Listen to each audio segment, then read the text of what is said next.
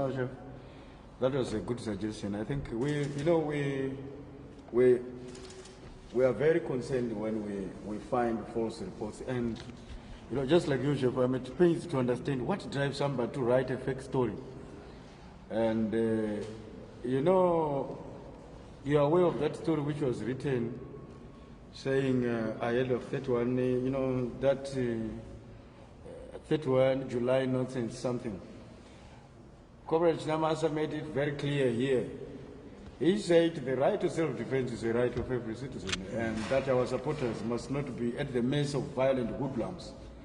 And then what does somebody else do? They go and create a very big bold black guideline saying, inciting violence. That you have said go and beat MDC supporters. We find that, Which newspaper was that? Yeah, I think it was Newsday. It was Newsday. And I'm glad Blessed Mchanga is here. I've engaged him about the issue, and he told it's me not that right, because I can replay what I said, and you also have it in Newsday. It's not right. The danger, Chef, is that when we are friends like so this, people actually work on the basis of what you report, not of what I said. Yes, I hope it will not repeat itself. But without further ado, I must give this opportunity to the acting spokesperson of the Revolutionary Party, Comrade Namasa, to take us through the proceedings of the day. And we must apologize. We had given you the timetable that we'll be doing our press briefs weekly. But unfortunately, because of circumstances beyond our control, and as you are also aware that by and large we have a president who is very workaholic, we had to respect the presidential diet, and you know that this season is presiding over graduation ceremonies, virtual graduation ceremonies of our students. And you also know that he's commissioning a lot of accomplished projects in various communities in the country. It is our duty to respect that, and that is why we postponed the pressers for last week, and also the one that we should have done this in the course of this week. You're also aware that we received a high-profile delegation from Malawi. I will not exhaust the contents of the conversations today. It's over to you, Comrade Active Spokesperson.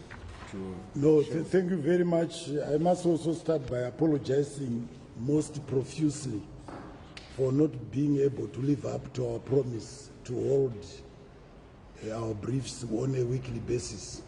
But as the director has explained, this has been due to circumstances beyond our control. But I wanted to thank you very much for your coming, especially on a weekend. I believe that we could have started at 9. The request to start this time was at your request because you wanted to sleep longer, I believe. So I welcome you to this conference.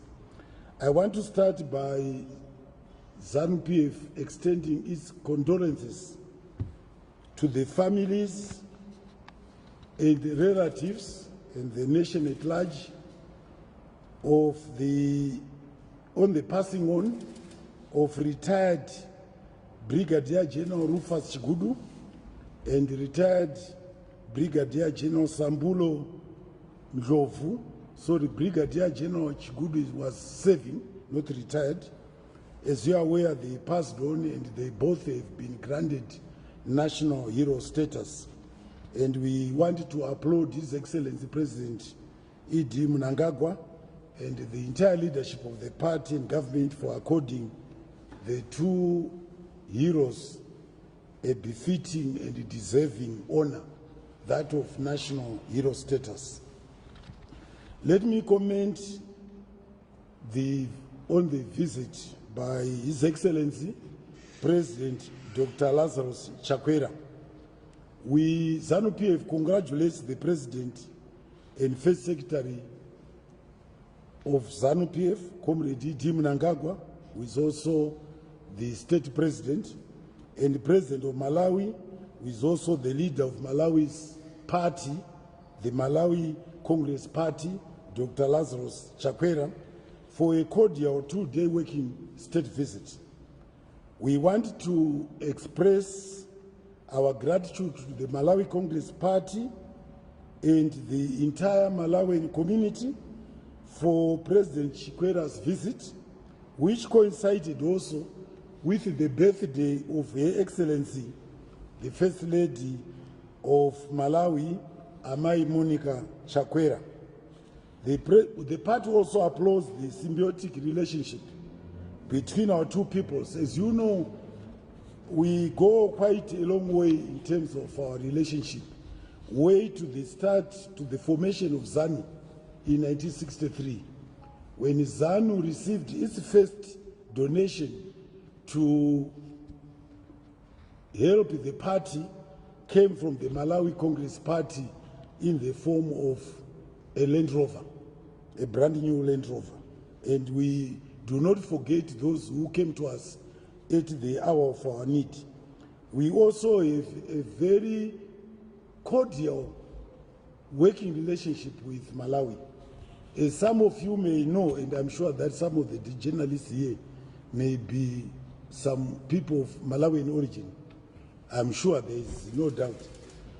We host the largest Malawian population outside Malawi, in Zimbabwe. And as you know, we can't tell the difference, and which goes a long way to show the hospitality of Zimbabwean people. The Malawian population here is well assimilated into our population that it is indistinguishable. You find them, of course, very active.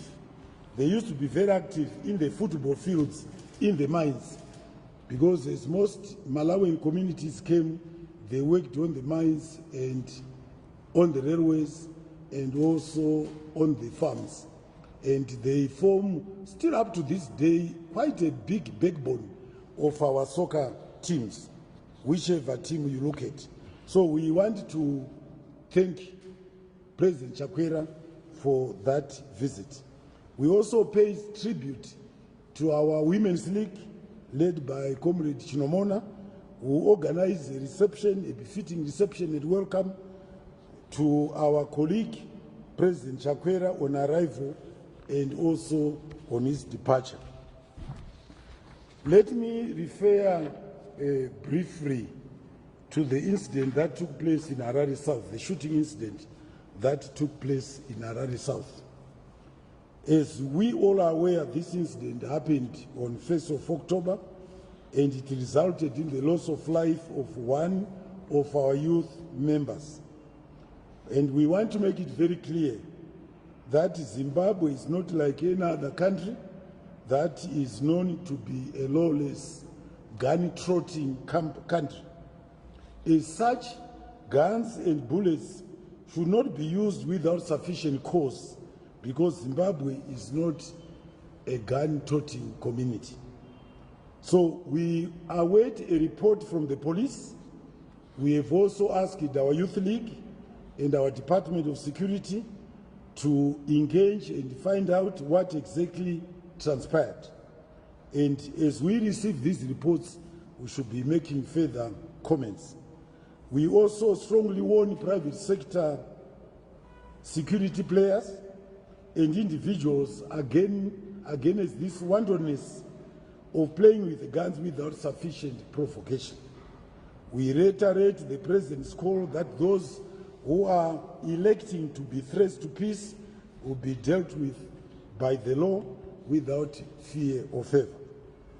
In the same vein, Zanu PF is shocked, I must say, by the gruesome murder, ritual murder of Tapiwa Makore in Murewa that took place recently.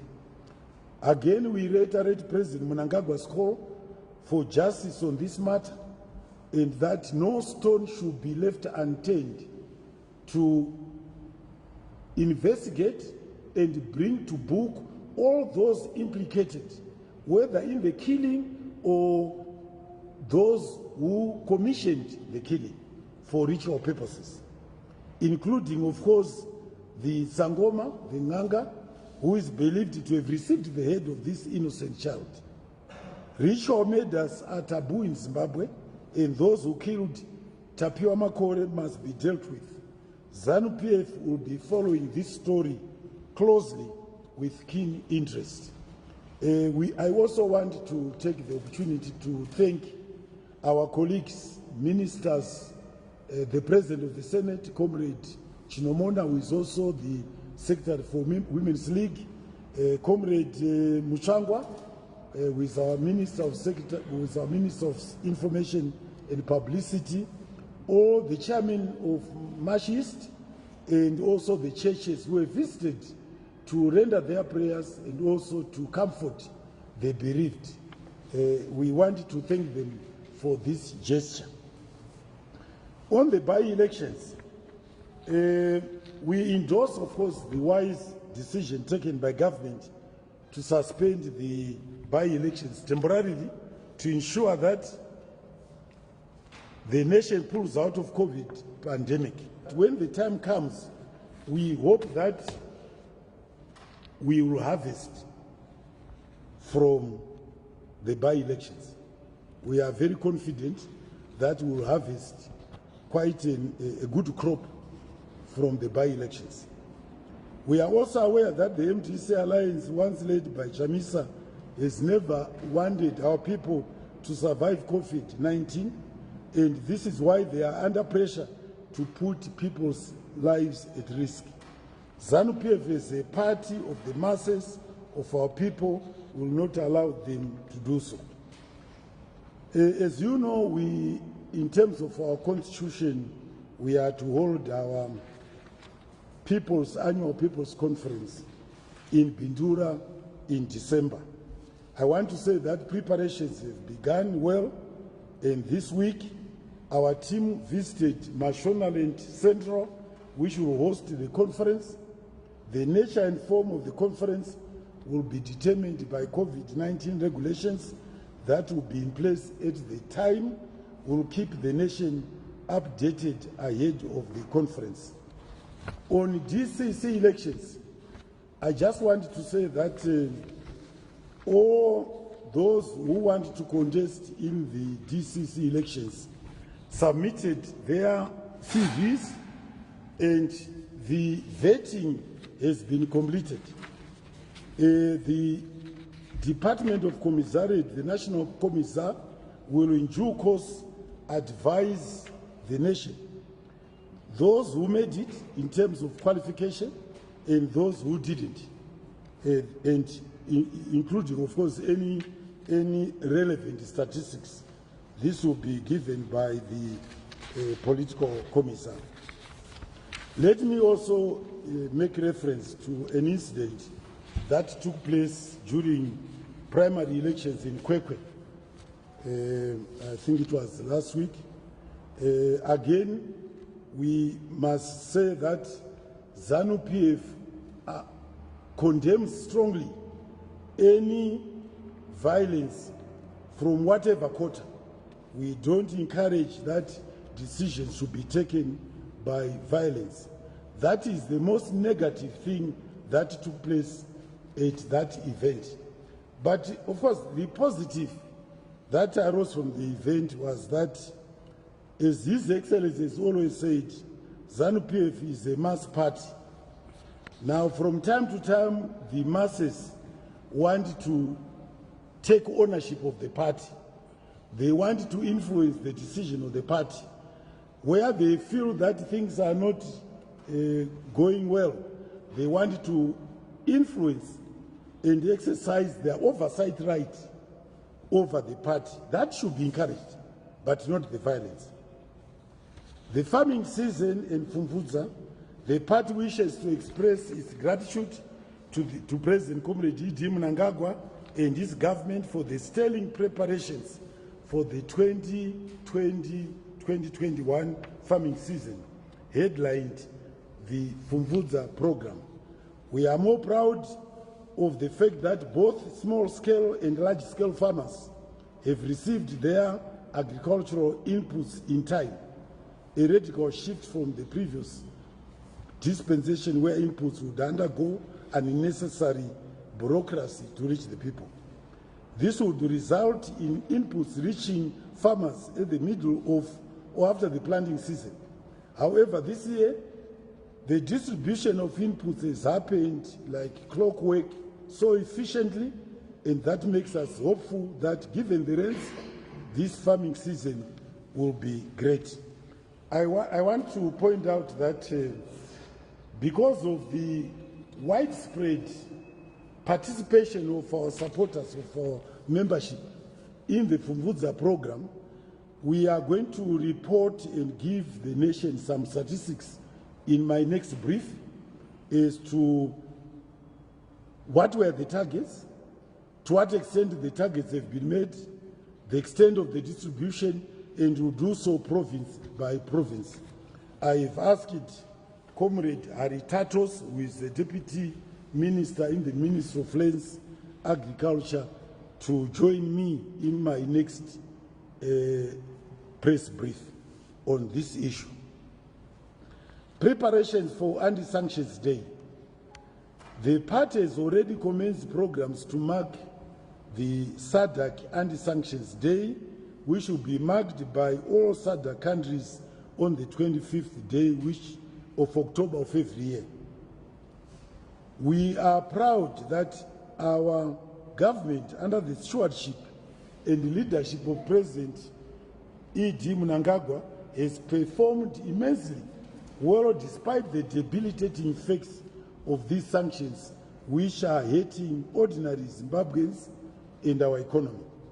We further applaud the President for intensifying the re-engagement efforts, and on this day, we want to join SADC and the progressive nations across the globe who have called for the unconditional removal of illegal sanctions against the people of Zimbabwe. Sanctions are an act of war by other means against our innocent nation, and they must fall.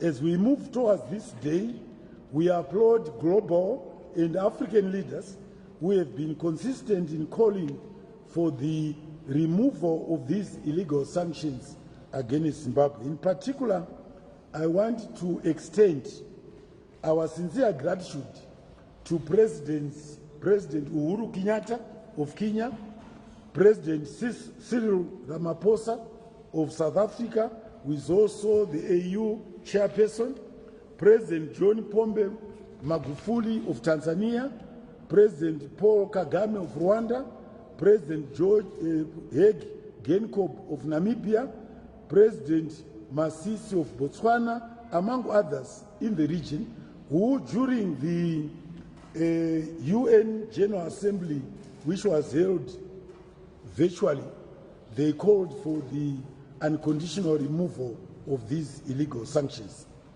Also, on the same occasion, we want to extend the same hand of gratitude to our all-weather friends, China, Russia, and Cuba, among others, and those countries in the non-aligned movement who have consistently called for the removal of the punitive sanctions on Zimbabwe. I wanted to take this opportunity to revert to the issue of sanctions, of corruption.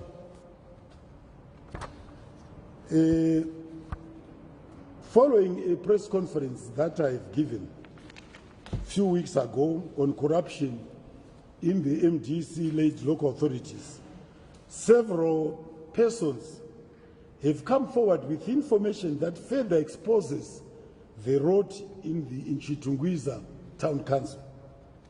The corruption is perpetrated by both MDC councillors acting in collusion with council officials whom they've specifically appointed to collude in the commission of corruption.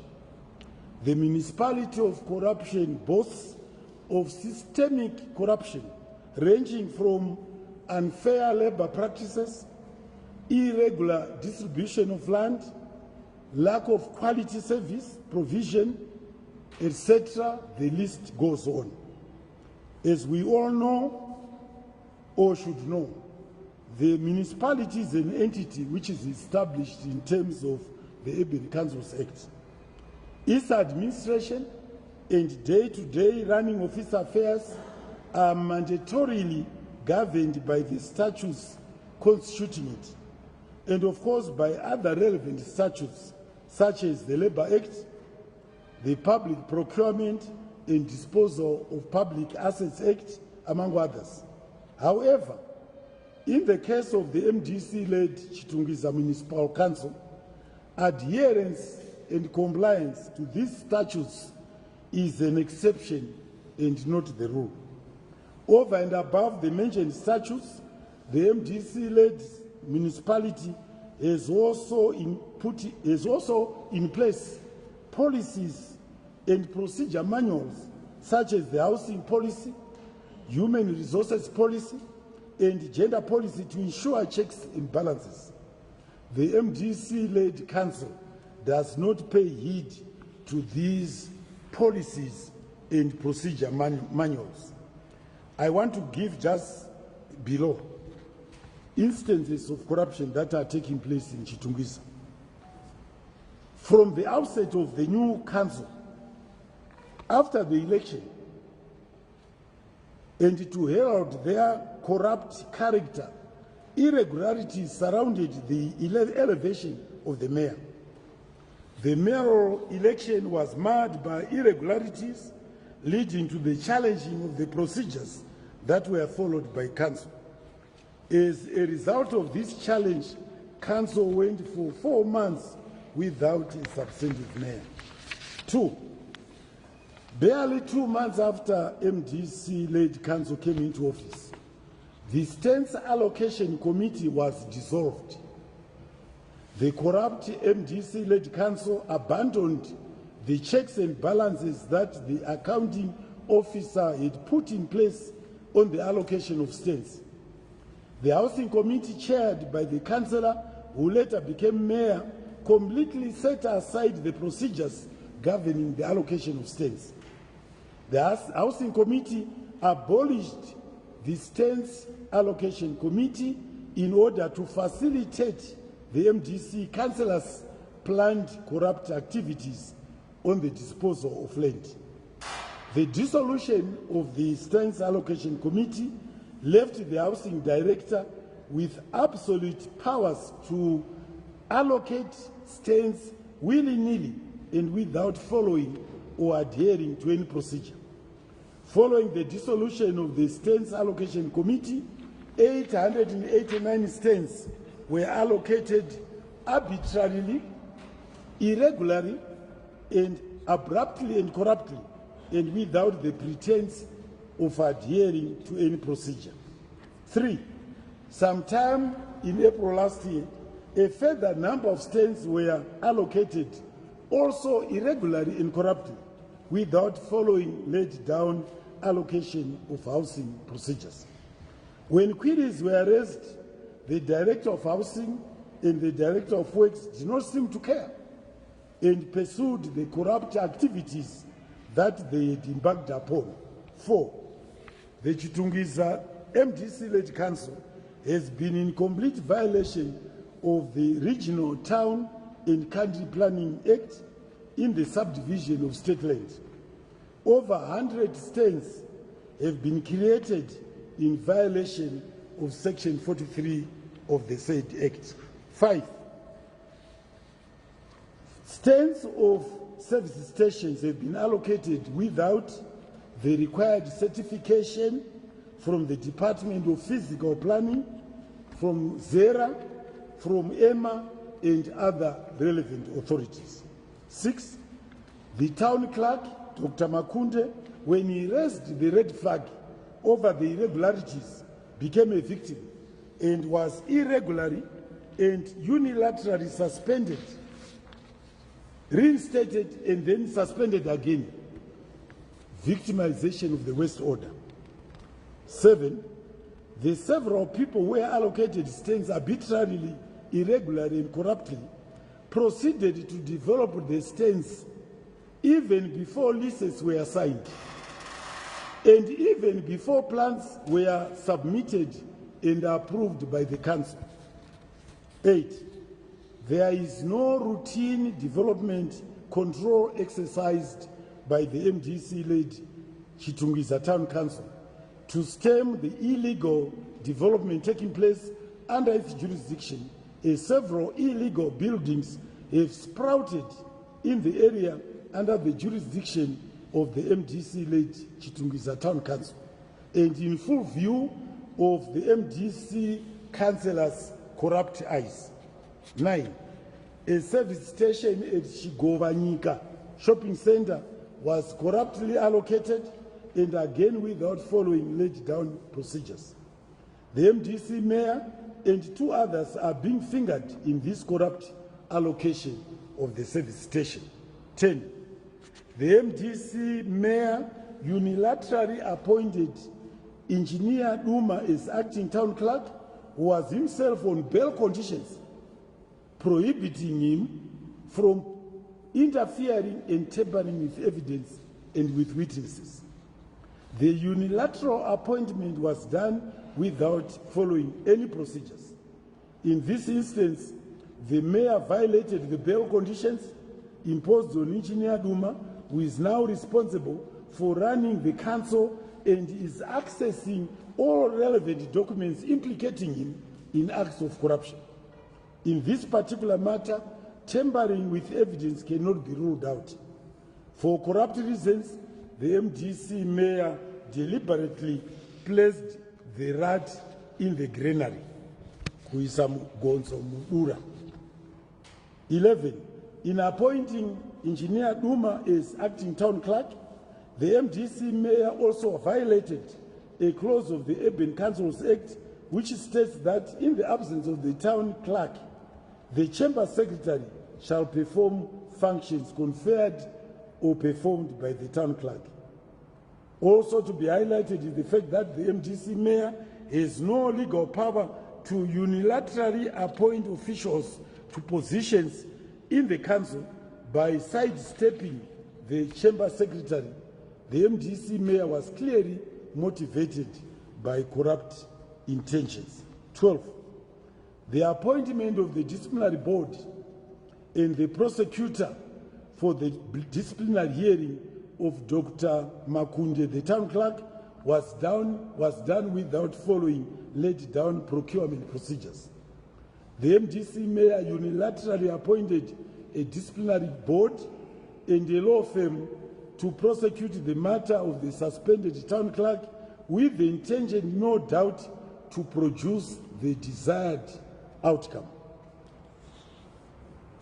13. The MDC mayor and the acting town clerk, being persons under investigations themselves for abuse of office and corruption, shamelessly went on to appoint a firm to carry out a forensic audit exercise on their corrupt activities. 14. On his part, the acting town clerk himself, under investigation for corrupt activities, sidestepped the acting chamber secretary and went on to appoint a junior council officer to act as chamber secretary. This was to put in place a person whom he intended to cover up his corrupt tracks. In view of the above cited irregularities, it is evident that corruption in the MDC-led town council, Chitungwiza Town Council, among the MDC councillors and town council officials with whom they collude is systemic and has become a way of life.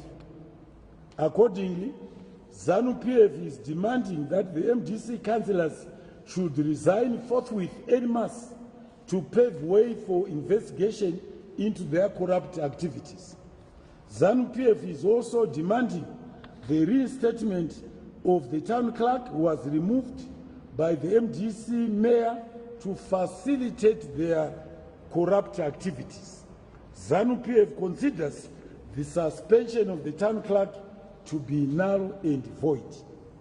Further, in the interest of good governance and transparency, Zanu PF is demanding that the acting town clerk, the director of works, and the director of housing be suspended forthwith pending finalization of their cases where they are being accused of abuse of office and corruption. Zanu PF is further demanding the suspension of MDC councillors who are fingered in the alleged abuse of office and corruption to ensure that sanity returns to the running of Chitungiza Town Council affairs. More than half the MDC Chitungiza councillors are involved in these corrupt activities, acting in collusion with some council officials. A lifestyle audit must be undertaken for many of these MDC councillors who, in a very short period of time and without any alternative source of income besides the sitting allowance they receive, have managed to build more than one house in a very short period of time. Zanu PF is also calling upon the Minister of Local Government and Public Works, Comrade July Moyo, to exercise his powers and to do the following. 1. He must rescind all Chitungiza Town Council resolutions passed the MDC-led council and intended to embed systemic corruption within council affairs. We also call upon Comrade July Moyo to institute a commission of inquiry whose terms of reference will be to carry out thorough investigation of the many allegations of corruption perpetrated by the Chitungiza MDC-led council, acting in collusion with council officials they appointed to those positions to facilitate their corrupt activities. Let me just conclude by reading out something on unplanned settlements, mostly in the peri-urban areas of Harare.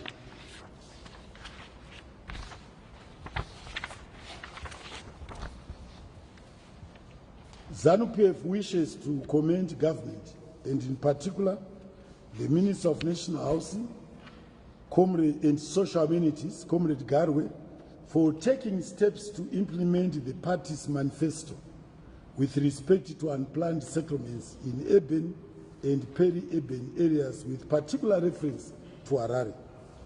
The mushrooming of unplanned housing schemes dotted all over the show in our urban and peri-urban area without the necessary planning, and some on wetlands, and without the necessary infrastructure such as roads, water, electricity, sewerage, or provision of social amenities like schools, clinics, hospitals, business and commercial areas, is a health time bomb waiting to explode. Zanu PF is therefore pleased that efforts are being made to reorganize, and would urge government to do so along the following lines. 1. Government should take over all land currently in the hands of land barons and pseudo-cooperatives or legitimately registered cooperatives that are non-performing and have demonstrated lack of capacity. And in this respect, Zanu PF requires that government should act decisively. 2. Government should replan all settlements to make provision for the necessary infrastructure, i.e. roads, water, sewer, electricity, IC infrastructure, and to relocate those to be displaced following the reorganization. 3. Any reorganization of unplanned settlements should entail wide-ranging political consultations with those affected so as to obtain their buy-in and support. 4. The activities of land barons and housing cooperatives, in particular in Caledonia, Harare South, Hartcliffe North in Harare, and Gimboki in Mutare, should be investigated by law enforcement agencies, and where criminal conduct is established, arrest and prosecution should follow to bring such people to book. Investigations should start with all those persons who hide behind the name of the party, Zanu PF, and are besmirching the good name of the party. Everybody who is in this game, they will say, no, no, I'm a Zanu PF supporters. And I'm saying to law enforcement agencies, ignore such statements. And in fact, start your investigations with those who claim to be associated with the party. 5, local authorities are called upon in future to stamp out any unplanned settlements wherever these occur. It is also important that local authorities should monitor the areas under their jurisdiction to ensure that no unplanned settlements take place under their watch. Zanu PF is therefore urging closer collaboration between the Ministries of National Housing and Social Amenities and Local Government and Public Works to ensure that the reorganization of unplanned settlements is done in an orderly and swift manner. To raise the necessary funding for the reorganization, Zanu PF endorses the proposal by the Ministry of National Housing and Social Amenities to engage the insurance and pension industry, the commercial banking sector, the Infrastructure Bank of Zimbabwe, the National Building Society, the People's Own Savings Bank, CAPS,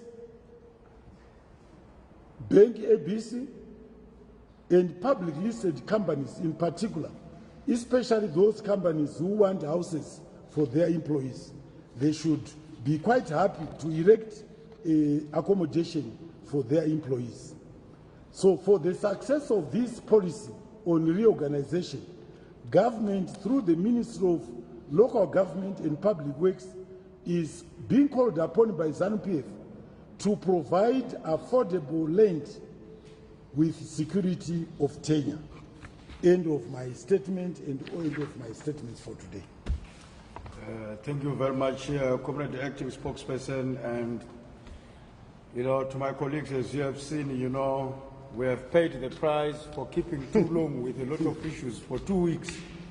So it was a lengthy statement, but one worth important to communicate with you because we wanted to clarify issues and also to make our position known. The message has been made very clear. The key message: the party is not involved in any scandals over land, and those doing it are doing that in their individual capacity. And the law enforcement agents have been urged by Comrade Spokesperson to take decisive measures without looking at the political color or complexion of the individuals involved, because the party does not support any form of land baron or baroness. This is a key message that has been made. And the anti-sanctions program is coming, like what Comrade Spokesperson has said. Please be involved, be our good partners. We need to communicate a strong message to the world, those who imposed illegal sanctions on this country, that we are united as a people who want to see their country leapfrog and catch up with others in terms of development. But sanctions are remaining the biggest elephant in the room, and they must fall. It's time to seek for clarifications and ask questions from the Comrade Spokesperson. I always like this this platform, this process here, because it allows those who have burning hearts and chests to empty those their, are about to publish fake news. This is the opportunity. Yeah. Any questions? Yes, my sister. Welcome. My name is Anna Chibamu from newzimbabwe.com. Can you speak aloud? Okay. Yeah. My name is Anna Chibamu from newzimbabwe.com. I want to ask a question regarding the land barons issue. We understand that many people have lost their hard-earned cash. They've built houses in most parts of Harare, but at the end of the day, we see those houses being the illegal houses being demolished. So, as you said, you're going to make sure that the Zanu PF government is going to help look at the issue to make sure that people have got houses built by either banks or whoever. My issue is, are the people we have lost their money is going to be compensated somehow, or who is going to pay? Because we see that in courts, most people, the cases just die a natural death, and nobody is responsible to compensate people who lose their money through unscrupulous activities by those people. Thank you very much. Next question. I'll come to you. Let me start with Costa here. You can proceed. Just a clarification on the anti-sanction bill, on what is exactly going to happen. People expect they're going to be. So sorry, can you repeat? I was seeking clarification on the anti-sanction bill, how the program is going to be like. And then secondly, on the issue of the suspension of by-elections, we are seeing that other programs are actually continuing. Is there not a kind of a double standard or some sort? Because I told that your program is going on like the December conference is proceeding in the Europe, and yet the by-elections are not happening. Are these activities also not prone to expose the public to the COVID-19? Okay. Let me have those two questions attended to first, because The first, there are now three. There are now three. The first question to do with unplanned settlements. What we are saying is, you get unplanned settlements. In fact, invariably, all unplanned settlements have no infrastructure. And there are no roads, no water, no electricity, no provision given for social amenities like schools, clinics, commercial sites where you can have your banks, your shops and so forth. Now what we are saying to government is, and there are also those settlements, houses built on wetlands. So what we are saying is, government should come in, do a proper planning without regard to where a house is. That is the Department of Physical Planning. They should do what should have been done in the first place. They do their planning, indicate where the road should go. Now, when they now go on the ground to engage the communities, to engage the affected communities, what we are saying is they should engage the communities politically so that they have their buy-in. They will tell the communities that these houses are where the electricity pylons should come. So in respect of those houses, we are saying ourselves to government, those houses will need to be demolished, but those people should be compensated, and the modalities should be worked by government. In other words, they should be relocated and compensated. That is where these have already put up houses. That's what we are saying. We would not want to have a situation where those houses which will fall only on the site where a road is coming to be built, or where a water servitude is going to be, or where a sewer servitude should be thrown out into the streets to their own devices. No, we would not want that. What we are recommending here is that that should be a matter for compensating those who have been affected.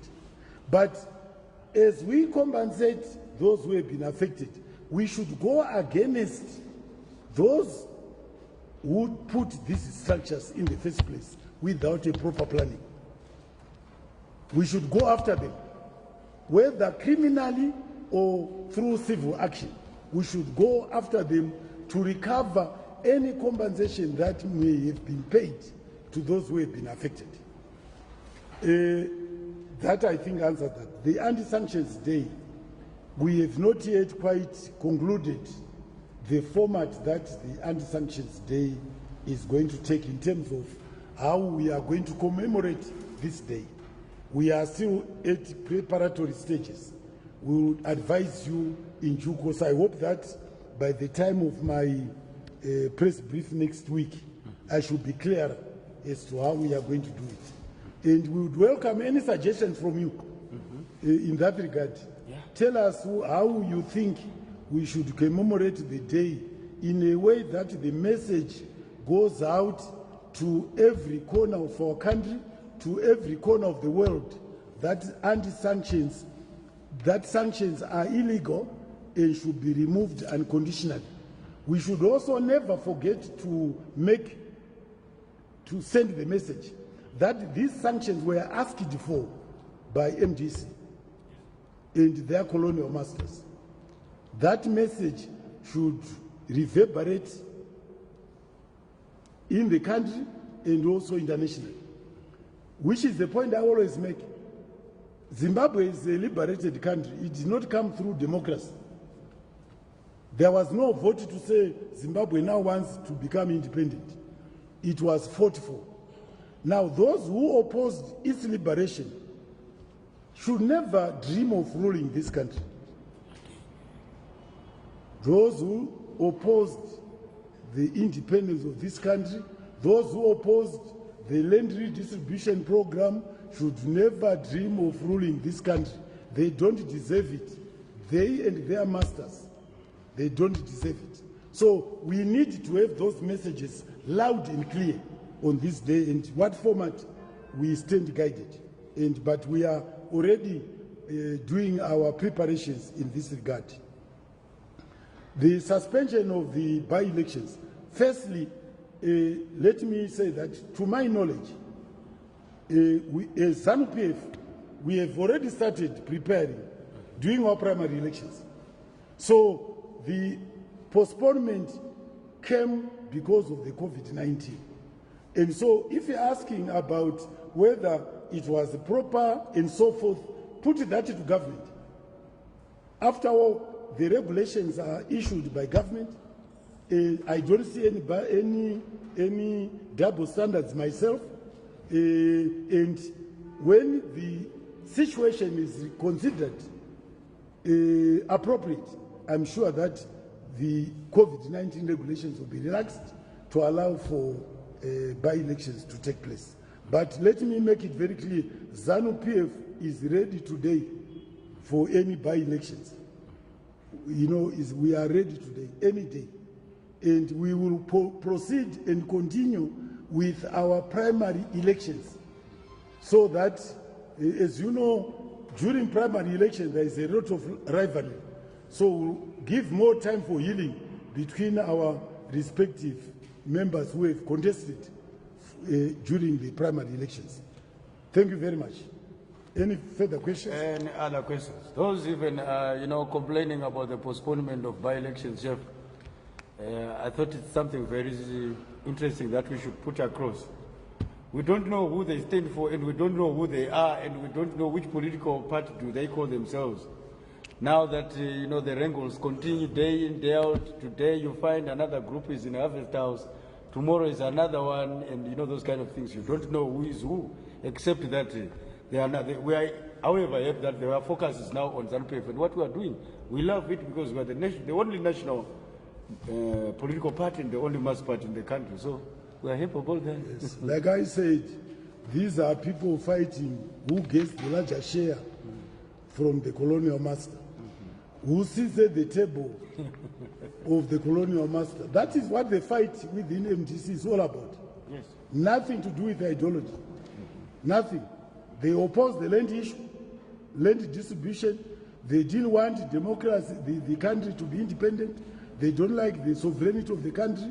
They continue. They were founded and funded by the British Westminster Foundation. They continue seeking instructions from there. And so sometimes when instructions are given, there is different interpretations. And so they differ again. What is the master said?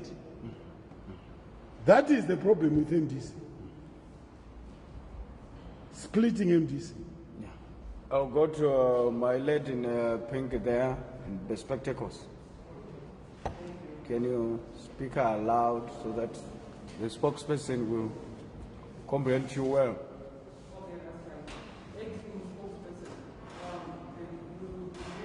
Where are you from? From? freelance. My Yeah. question is, the continuation of the primary election, does that not expose your supporters to the COVID pandemic? Since already you mentioned that government is suspending by-election to try and contain this pandemic. Another question.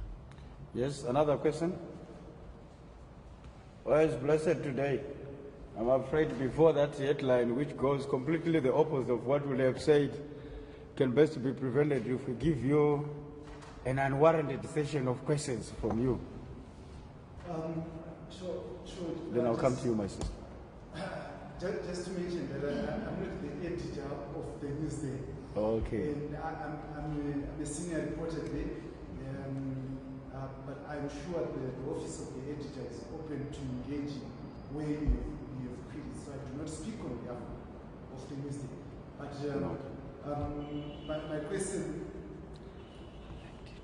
You can proceed. Yes, my question is we have seen a serious clampdown by government over allegations of people who are inciting violence. We saw the arrest of Opochimo, we saw the arrest of Job Scars and the like. But we saw people throwing stones at police in Kwekwe from Zanu PF party office. Tear gas was thrown at the party office. People were welding machetes. So number one, Zanu PF responsible for the machete game because they resurfaced at your party office. Number two, is there a same serious clampdown by the Zanu PF-led government on the people who were violent? Thank you. I'm sure, let me answer your question straight. I'm sure you know they've been arrested. Are you aware? The only thing is that they don't have the same stature as your Hopewell or as your Sikala. So you don't take note of ordinary people when they commit crimes. You only worry about the big people. You go to Kwekwe, they've been arrested, and as I've said, we do not condone any form of violence of whatever nature. We associate violence with MDC. It's in the DNA of MDC to commit violence. And I suspect that those, if we went further into those could have been coming from that camp. Zanu PF is a very disciplined party, and we don't associate what happened in Kwekwe with that kind of behavior. And we say to the police, they should arrest and take action without regard to who those people are, what is their political affiliation, what is their name in society, and so forth. We do not want hooligans within the party. Violence does not develop the economy of this country. What develops the economy of this country is peace and stability and orderly government. Those who are imposing sanctions are hoping to disrupt our development history. They hope to disrupt our orderly management of our affairs. So I think I've answered. Primary elections, will this not expose us? You know, we are a very disciplined party. We have been observing all the regulations. Whether we go to our conference, it will have to be observing the COVID-19. If it does not, we'll have to hold it as a virtual conference. With respect to primary elections, the numbers are very small at that level. And we are again complying with the COVID regulations that at no point should be more than 50, I think there are now 100, isn't it? Yeah. Yes, should gather. Something that you cannot control in a political campaign, because you are basically opening it up to the whole population to come forward for rallies and so forth. But I want to make this clear. As far as Zanu PF is concerned, we are ready for elections tomorrow. But we respect and understand the motivation behind the postponement of the by-elections in order to, to minimize risk to people's lives of the COVID-19 virus. And probably, just reiterating the message from the corporate spokesperson, these by-elections are not affecting MDC supporters alone, if ever they still exist, which MDC only God knows. They also affect us, but we have got to observe these rules. Chef, the people that are now saying the COVID statistics are so low that by-elections can be allowed to proceed, these are the same people who were circulating documentaries that people were dying like like cockroaches and like birds, like hens. But now they are acknowledging we have done well on COVID. They have never written about that. They have never acknowledged that we are doing well. That is the problem when you have people who are not principled. When the president was tightening the screws in enforcing the COVID-19 by-elections, they were opposing him. Now, when he maintains, he has relaxed, but still maintains, they are still opposing him, but using different arguments, different tactics, all coming to the same thing, that in fact, they've not the interest of the lives of Zimbabweans at heart, which is why they are not ashamed in asking for sanctions against their own people. They don't care about Zimbabweans. They don't care about their well-being. They don't. All they care is about getting to power so that they can reverse all the gains that Zanu PF has been able to implement to empower the people of Zimbabwe. And I always want to make this case, this point. If you want to be empowered, if you are a Zimbabwean want to be empowered, Zanu PF is the only party that can empower you. That is what we fought for.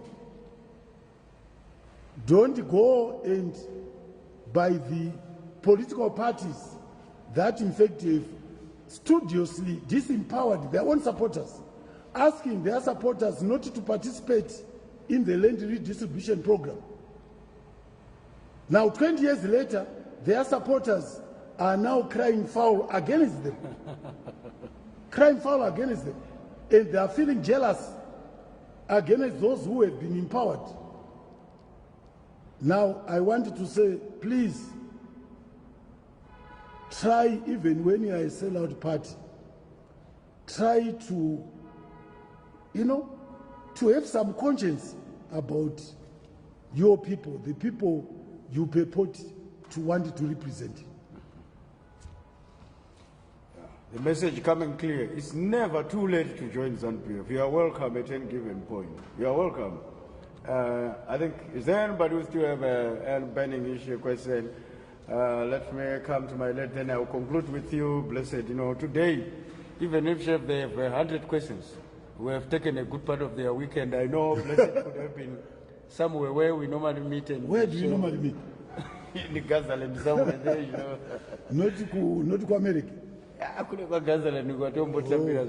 So today we'll give them their time because we have taken a good part of their weekend. So we'll give them all the time to engage comrade spokesperson so that a lot of issues are clarified. So I'm coming to you then soon after you come, blessed. Yes. Acting spokesperson. A bit louder. Tapiwa Makori was 7. He was 7 years. Sorry? Tapiwa Makori, the late, the young boy was murdered. He was 7. Not 12. Sorry, my apologies. My apologies. And then still on him, has the Nganga been arrested? Has he been identified? Because he's just being named as Nganga, and we don't have his name or anything. No, you should pose that question to the police. I'm not a policeman. You introduced the matter. No. I only introduced in the sense that with Zanu PF abhors what took place and calls for full investigations. If you read my statement, I'm saying there should be thorough investigations to bring all culprits and criminals and murderers to book. Those who must have paid for the killing to take place, they must be identified. those who committed the actual crime, their accomplices, must also be paid, brought to book. That's what I said. Yeah. Thank you. Clarification made? Yeah. Wonderful.